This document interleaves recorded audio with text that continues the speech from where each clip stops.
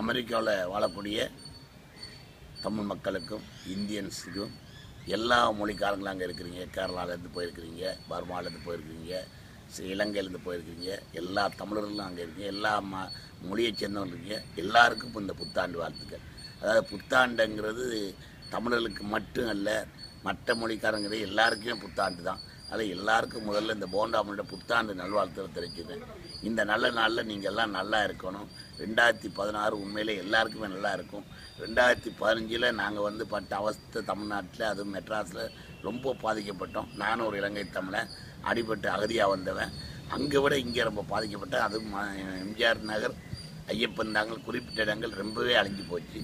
அந்த நேரத்தில் இந்தியாவில் வாழக்கூடிய மக்கள் இல்லாமல் வெளிநாட்டில், அமெரிக்காவில், உலகம் பூரா இருக்க தமிழர்கள் சரி, எல்லா மொழியை சேர்ந்தவர்களும் உங்களால் முடிஞ்ச நிவாரணங்கள் கொடுத்து உதவி செய்தீங்க. அது ரொம்ப ரொம்ப சந்தோஷமான விஷயம். அது நம்ம இனத்தவர் எங்கே இருந்தாலும் நல்லா இருக்கணும் அப்படின்னு ஒரு நல்ல நோக்கத்தோட வாரி வழங்கினீங்க. எல்லாம் உண்மையிலே நல்லபடியாக எங்களுக்கு வந்து சேர்ந்தது.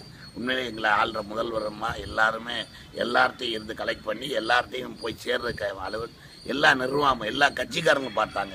பிரித்து சொல்லலை, எல்லாருமே நல்லா ஹெல்ப் பண்ணாங்க. காரணம் நீங்களாம் வாரி வழங்கினால கவர்மெண்ட்டுக்கு எந்த கஷ்டமும் இல்லை. அந்த வகையில் நாங்கள்லாம் ரொம்ப சந்தோஷப்பட்டோம். பரவாயில்லையே, எங்கள் மேலே ரொம்ப விசுவாசமாக இருக்கேன். அதனால் நான் நடிச்சிருந்தாலும் உங்களெல்லாம் நினச்சி பார்க்குறேன். நீங்கள்லாம் ரசிகர்கள், நீங்கள்லாம் நல்லா இருந்தால் தான் நாங்கள் நல்லா இருக்க முடியும். இந்த நல்ல நாளில் நான் உங்களுக்கு ஒரு நல்ல விஷயத்தை சொல்கிறேன். கட்டின பொண்டாட்டியை பாதியில் விட்டவனும், பெத்த தாயுதப்பனுக்கு சோறு போடாதவனும் சந்தோஷமாக வாழ்ந்த சரித்திரமே கிடையாது. என்றைக்கு நம்ம பெத்த தாயுதப்பனை கண்கலகம் வச்சு சோறு போடணும், நம்ம நல்லா இருப்போம். இன்னொரு முக்கியமான விஷயம் என்ன சொன்னால், நம்ம சம்பாதிச்சு நம்ம அம்மா அப்பா கையில் கொண்டு கொடுத்து அதை அவங்க செலவு பண்ண பார்க்கக்கூடிய ஒரு வாய்ப்பு எல்லாரும் கிடைக்காது. கிடைக்கிறவங்க தான் பெரிய கொடுப்பனது. அந்த வாய்ப்பு எனக்கெல்லாம் இல்லை.